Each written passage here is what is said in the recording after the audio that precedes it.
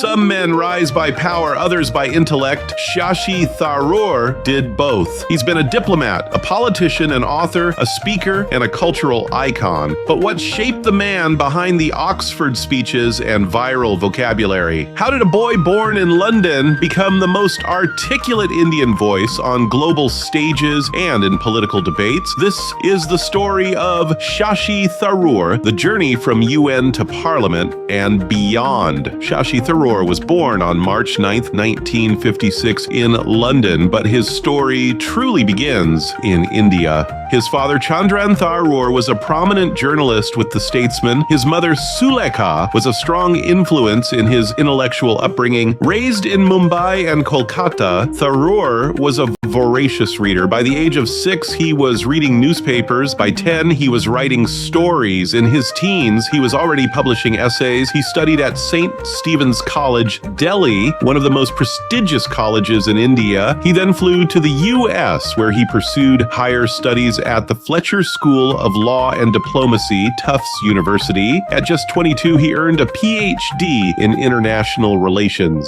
the youngest ever from Fletcher at the time. He wasn't just a student, he was a storm of intellect and expression. In 1978, Tharoor joined the United Nations High Commissioner for Refugees, UNHCR, in Geneva. During the height of the Vietnamese boat people crisis, he played a key role in coordinating humanitarian relief efforts. Over nearly 3 decades at the UN, Tharoor rose through the ranks, senior advisor to the Secretary General, head of public information and communications. Under Secretary General for Communications, he was responsible for reshaping how the UN communicated globally post 9/11, launching campaigns to restore trust in multilateralism. In 2006, India nominated him for UN Secretary General, a post eventually won by Ban Ki-moon. Tharoor finished a strong second in a global race. India came close to having its first UN Secretary General, and that man was Shashi Tharoor. In 2007, Tharoor resigned from the UN. His next challenge, Indian politics. He joined the Indian National Congress and contested from Thiruvananthapuram in Kerala in the 2009 general elections. He won with a massive margin and was appointed Minister of State for External Affairs, but soon controversy struck. His tweet referring to cattle class air travel drew criticism from the media and party leaders alike. Then came the IPL Kochi controversy, which led to his resignation in 2010, though no wrongdoing was proven. Yet Tharoor bounced back. He was elected again in 2014 and again in 2019, making him a 3-time member of parliament. He wasn't just a politician, he was a new type of neta, tweeting, reading, debating, and speaking the Queen's English with a vengeance.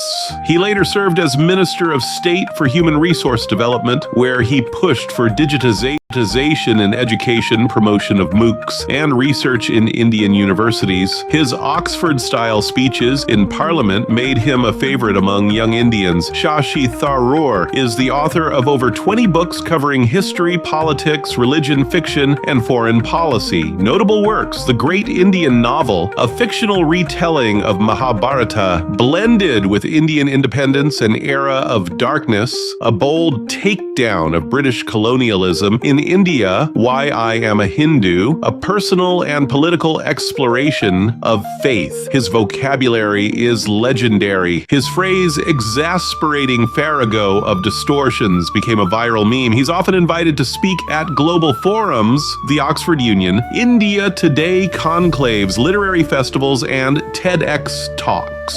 He's not just eloquent, he is informative, witty, and never afraid to challenge dominant narratives. In 2022, he ran for Congress president against Mallikarjun Kharge, signaling his intent to reform the party from within. Though he lost, he earned praise for challenging the status quo. Tharoor has faced both applause and adversity, but he has always walked with his spine straight. So what is Shashi Tharoor's legacy? He redefined what it means to be an Indian public intellectual. He brought language, dignity, diplomacy, and history into mainstream politics. He taught Indians to question colonial narratives, to be proud of their roots, and to never stop learning. In an age of shouting, he gave us speaking. In an age of trolling, he gave us reasoning. In an age of memes, he gave us meaning. Shashi Tharoor is not just known for what he says, but for how he says it. He doesn't just speak English, he wields it. Let's look at some of his most viral, hilarious, and unforgettable vocabulary moments. 1. Farrago, an exasperating farrago of distortions, misrepresentations, and outright lies. The word farrago, meaning a confused mixture, exploded on Indian Twitter. People Googled it so much that it trended on Google search. Memes flooded timelines. Even Tharoor himself laughed later, saying,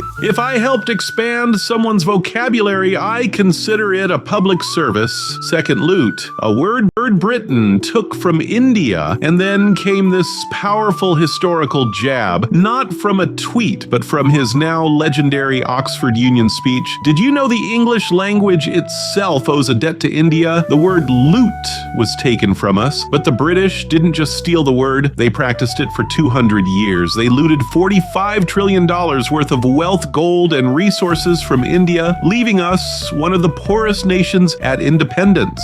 This wasn't just vocabulary, it was vocabulary with vengeance, the kind that made people rethink what they were taught in history books. Third, pusillanimous. When asked about the Congress Party's silence on a controversy, Tharoor replied, "We cannot be pusillanimous in the face of bigotry. It means showing a lack of courage or determination, a classy way of saying don't be spineless." 4. Defenestration. In a humorous tweet, Tharoor wrote, "If you want to throw someone out of your WhatsApp group, you may enjoy the word defenestration. It means to throw out of a window." Defenestration, literally, the act of throwing someone out of a window, became the most unnecessary word Indians fell in love with. 5. Flossenussin hilipilification. Yes, it's real. Tharoor once dared his followers to guess the meaning of this 29-letter monster. It means the habit of estimating something as worthless. Even he later joked, "I've never used this word in Parliament yet." These words weren't used to confuse. They were used to clarify, to bring accuracy, depth, and a touch of humor. Because for Tharoor, language isn't about arrogance. It's about precision and elegance. In a world where politics has become performative, Shashi Tharoor reminded us that substance still matters, that intelligence is not elitist, it's empowering, and that you can win arguments not by shouting, but by thinking. What do you think? Please comment. By the way, did you know that Shashi Tharoor speaks very good French as well? Salute to him, proud of him. Thanks for watching.